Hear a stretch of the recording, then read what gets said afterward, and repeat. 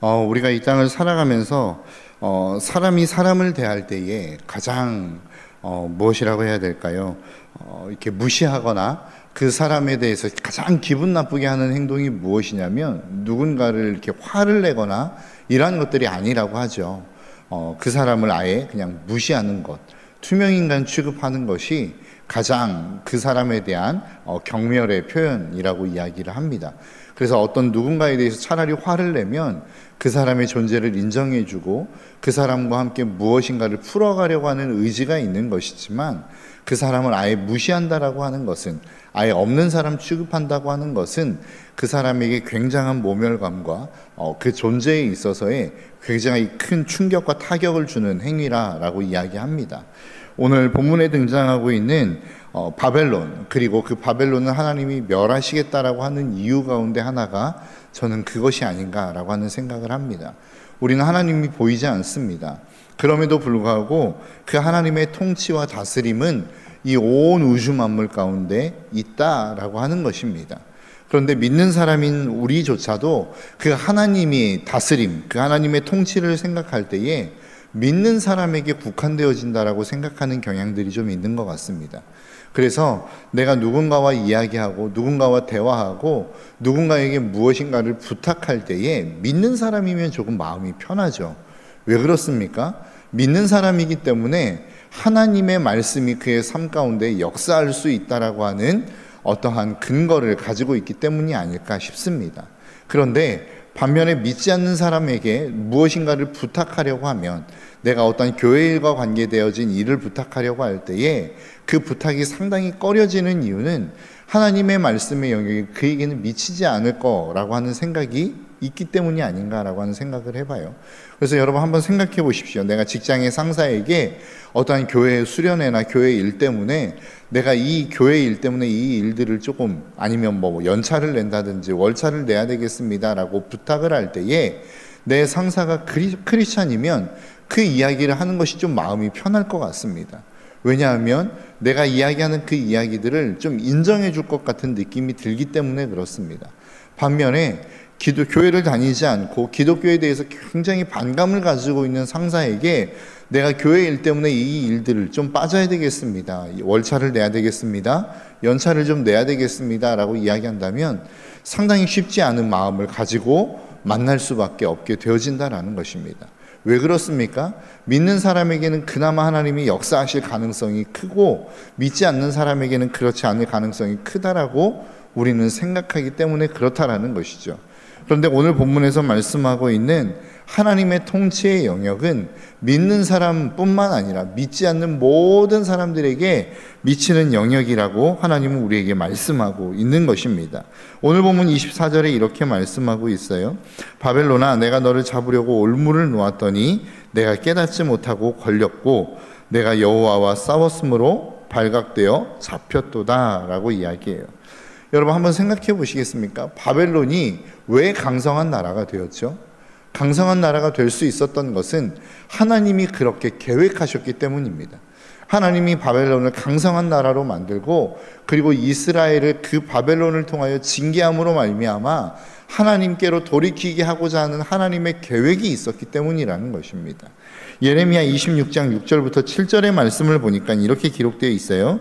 이제 내가 이 모든 땅을 내 종 바벨론의 왕 느부갓네살의 손에 주고 또 들짐승들을 그에게 주어서 섬기게 하였나니 모든 나라가 그와 그의 아들과 손자를 그 땅에 귀환이 이르기까지 섬기리라. 또 많은 나라들과 큰 왕들이 그 자신을 섬기리라 라고 이야기합니다. 그러니까 이미 바벨론이 왕성하여져서 느부갓네살이 온 우주만, 그 온 나라들을 제패한 제국을 만들었을 때 하나님께서 이 말씀을 하신 것이 아니라 여전히 애굽이라고 하는 강성한 나라가 있었고 넘볼 수 없을 것과 같은 그러한 세력으로 존재하고 있을 때 하나님이 이 말씀을 예레미야에게 하신 거란 말이죠. 그것은 무엇입니까? 그러니까 이스라엘 백성들이 계속해서 예레미야가 야 너희들 항복해야 돼, 바벨론에게 항복해야 돼 라고 이야기했음에도 불구하고 그 예레미야를 핍박했던 이유가 무엇입니까? 그리고 그 예레미야와 함께 애굽으로 도망갔던 이유가 뭐예요? 애굽은 든든한 나라, 강성한 나라라고 생각했기 때문 아니겠습니까? 그들이 바보도 아니고 뭐 무너질 것이 뻔하고 바벨론이 모든 것들을 다 장악할 것이 뻔하다라고 한 그만큼의 강성한 나라를 이루었다라고 한다면 그 고관들이 그러한 일들을 행하지 않았을 것입니다.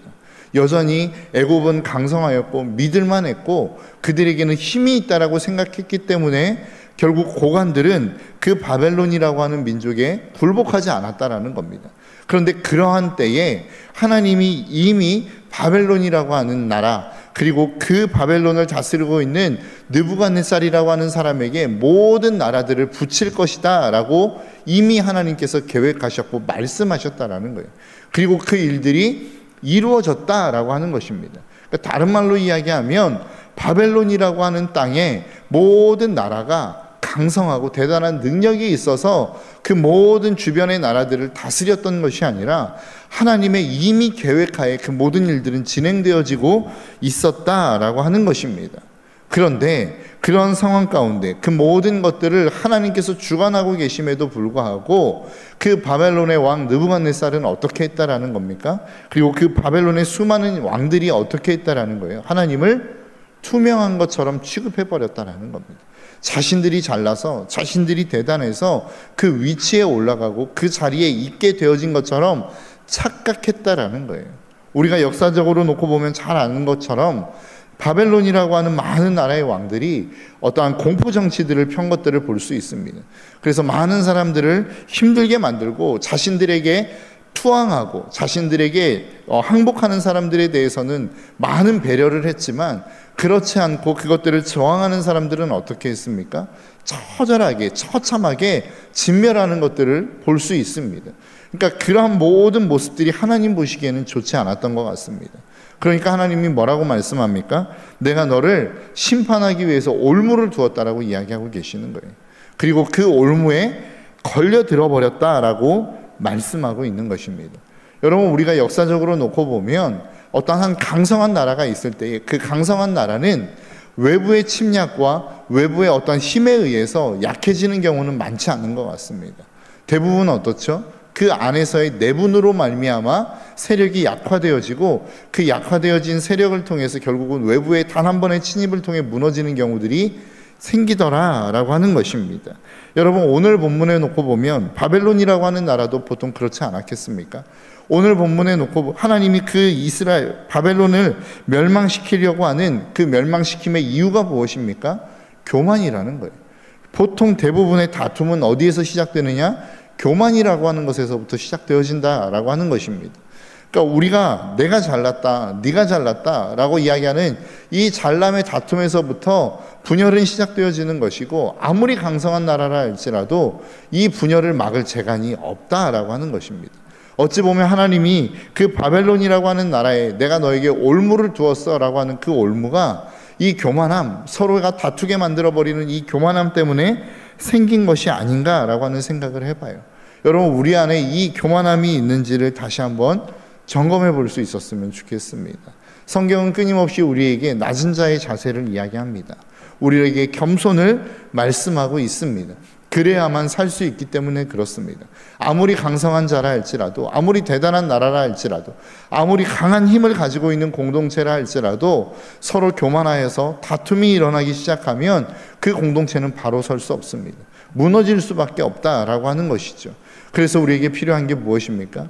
겸손이라는 것입니다. 저와 여러분들의 삶이 이 겸손을 통해서 하나님 앞에 나아가 믿음으로 살아낼 수 있는 이 놀라운 축복이 있기를 간절히 소망합니다. 이 겸손은 어디에서부터 오는 것입니까? 이 온 우주 만물을 통치하시는 통치자가 하나님이시다라고 하는 것을 인정하면서부터 시작되어지는 것입니다.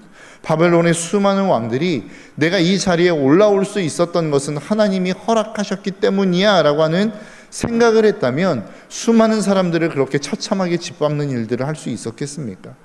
내가 지금 이 일들, 이 사역들, 수많은 나라들을 다스릴 수 있는 이 일들이 하나님으로 말미암아 기인한 것이야 라고 했다면 자기의 마음대로, 자기의 뜻대로, 자기의 멋대로 그 모든 정사와 일들을 펼칠 수 있었겠느냐라고 하는 것이죠. 우리의 모든 겸손의 시작은 하나님으로부터 시작되어지는 것입니다. 그분이 우리를 이 자리에 세웠고, 그분이 우리를 이 땅 가운데 이 임무들을 맡기셨고, 그분이 우리의 삶을 여전히 주관하고 계신다라고 하는 이 사실, 이것을 인지하는 인지로부터 우리의 겸손은 시작된다라고 하는 사실을 저와 여러분들이 잊지 않으셨으면 좋겠습니다. 그래서 날마다 그 하나님의 은혜와 긍휼을 힘입는 저와 여러분들의 삶이 되시기를 주님의 이름으로 축복합니다. 또 한 가지, 하나님께서 그 바벨론을, 그 이스라엘 백성들을 다스리게 하고 많은 주변의 제국들을 제압하게 만들었던 이유가 무엇이겠느냐라고 하는 것입니다. 바벨론의 멸망을 통해서 유다 땅에 있는 수많은 사람들이 바벨론으로 포로로 잡혀갔습니다. 여러분, 그것이 의미하는 게 무엇일까요? 하나님께서 바벨론을 들어서 너무나도 타락하고 하나님을 섬기지 않는 이스라엘 백성들을 징계했다라고 하는 의미도 있었겠지만, 그 징계를 통해서 포로로 끌려간 사람들을 통해 바벨론에 있는 느부갓네살 왕을 비롯하여 벨사살이라고 하는 왕, 많은 왕들이 하나님이라고 하는 존재가 어떠한 존재인지를 알게 되었다라는 거예요. 우리는 다니엘을 통해서 이것들을 알고 있지 않습니까? 다니엘이 바벨론의 포로로 잡혀갔어요. 아무런 힘도 없는 존재처럼 느껴졌습니다. 그런데 그가 믿는 그 하나님이 그 땅 가운데 가장 강력했던 느부갓네살이라고 하는 존재에게 알려지게 되어지더라라고 하는 것입니다. 단순하게 바벨론을 통한 이스라엘의 멸망이라고 하는 것은 하나님의 징계의 차원을 넘어서서 하나님이 온 민족과 세계 가운데 하나님의 복음을 전하고자 하는 그 하나님의 소망이 이루어지는 첫 시작점이었다라는 거예요. 그렇기 때문에 그 모든 사역들을 감당할 수 있었던 바벨론, 그 모든 일들을 도맡았던 바벨론, 그들은 겸손할 필요가 있었다라는 거예요. 그리고 그 겸손을 통해서 하나님이 주어진 그 힘을 통해서 무슨 일을 했어야 됐느냐? 사람을 살리고 사람을 세우는 일들을 했어야 된다라는 거예요. 그런데 실질적으로 그 일들을 감당하지 않습니까? 다니엘을 보면 느부갓네살이라고 하는 왕이 어떤 일들을 감당하죠? 다니엘이라고 하는 사람을 통해서 알게 되어진 하나님을 통해 많은 사람들을 살려내는 일들을 합니다. 그 하나님을 높이 들리는 일들을 합니다. 하나님을 찬양하는 고백을 하더라라고 하는 것입니다. 그런데 하나님을 알지 못하는 사람들이 등장하면서 어떤 일들을 해요? 그가 느부갓네살이 행했던 모든 정치의 일들을 다 부숴버리고 다니엘을 내쫓아버리는 일들을 하지 않습니까? 결국은 또 다시 그 어떠한 하나님의 놀라운 역사, 벽에 글이 쓰여지는 이런 역사를 통해서 다시 바벨론을 채용하기는 하지만, 그러한 하나님을 알지 못하는 사람들이 결국 행하는 일들이 뭐예요? 결국 교만해짐으로 말미암아 자신의 놀고 먹는 일들에 집중하게 되어지고, 정말로 자신의 어떤 사리사욕을 채우는 일들에 집중하는 일들을 하게 되어지더라라고 하는 것입니다. 여러분, 우리에게 하나님이 주신 힘이 있습니다. 은혜가 있습니다. 그렇다고 한다면 그 은혜는 우리가 도대체 무엇을 위하여 써야 되느냐라고 하는 거예요.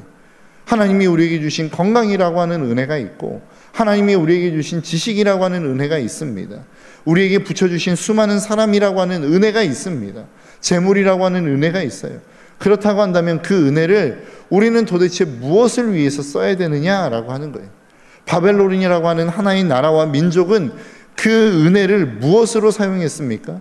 자신의 세력을 더 넓히고 자신의 힘을 과시하고 많은 사람들을 꼼짝하지 못하게 만드는 도구로 사용했다라는 거예요.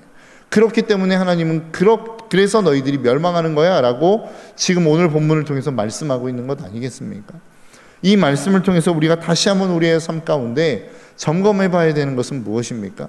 하나님이 주신 힘, 하나님이 주신 은혜, 하나님이 주신 그 능력을 우리는 과연 무엇을 위해서 쓰고 있는가라고 하는 겁니다. 한 사람의 사리사욕을 채우기 위한 목적의 도구로 그것들을 사용하고 있지 않은지, 그렇다면 우리도 바벨론과 같이 멸망할 수밖에 없는 존재가 되어진다라고 하는 것을 의미한다는 사실을 잊지 않으시기를 주님의 이름으로 축복합니다. 우리에게 주신 하나님의 은혜가 있다면, 그러한 능력이 있다면, 그러한 축복이 있다면 그것은 사람을 살리는 일을 위하여, 하나님이 바벨론의 포로로 잡혀간 이스라엘 백성들을 통하여 하나님의 복음을 선포하게 하셨던 것처럼, 그렇게 그 무너짐이라고 하는 처참한 멸망을 통해서도 하나님은 하나님의 선교의 사명을 이루어 가셨던 것처럼 우리의 삶 가운데 주신 하나님의 은혜, 모든 환경들을 통하여 우리는 그 하나님의 역사와 하나님의 능력과 하나님의 나라의 복음을 선포하는 일들을 감당하기 위하여 이 능력과 시간들과 우리에게 주신 하나님의 힘들을 사용할 수 있어야 된다는 것입니다. 저와 여러분들의 삶이 그러한 삶이 되시기를 주님의 이름으로 축복합니다. 지금 서평택 땅을 향하여 나아가 있는 우리의 청년들과 우리의 장년들이 있습니다. 그들이 시간이 남아서 돌아서 그 사명을 감당하는 것들이 아니라는 거예요. 쉬는 날 쉬어야 되고 놀고 싶은 마음들이 있지만 그럼에도 불구하고 하나님이 주신 그들에게 주신 그 힘과 능력을 조금이나마 하나님의 복음을 전하고 선교의 사명을 감당하는 데에 사용하기 위해서 그들은 서평택 땅에 가 있는 것입니다. 여러분, 우리도 그 일들에 동참해야 되지 않겠습니까? 여러분 함께 기도해 주시기를 바랍니다. 그리고 함께 그들을 위해서 마음을 써주시기를 부탁드립니다. 그러면 그들이 가서 그 36명이라고 하는 우리의 청년들과 장년들이 그 사명을 감당하지만 하나님의 나라에 갔을 때 우리가 함께 기도로 이 일들을 동참한다면, 함께 물질을 통하여 마음을 통하여 이 일들을 우리가 동역하고 있다고 한다면 그들이 받았던 상급을 동일하게 우리도 함께 받을 수 있을 거라고 생각합니다. 여러분, 저와 여러분들의 삶 가운데 하나님이 주시는 그 일들, 하나님이 주시는 은혜들, 그 하나님이 주시는 축복들을 날마다 사람을 살리고 세우는 일에 사용할 수 있는 저와 여러분들의 삶이 되시기를 주님의 이름으로 축복합니다. 그래서 우리가 가는 그 모든 자리들마다, 우리가 서 있는 그 모든 자리들마다 영혼들이 살아나고 세워지는 이 놀라운 축복의 현장이 되시기를, 그렇게 해서 날마다 우리 담임 목사님 강조하시는 것처럼 우리가 움직이는 교회와 같이 우리가 가는 곳마다 교회가 세워지고 영혼들이 살아나고 구원받는 이 놀라운 축복의 사명을 감당할 수 있는 저와 여러분들의 삶이 되시기를 주님의 이름으로 축복합니다. 기도하겠습니다. 하나님,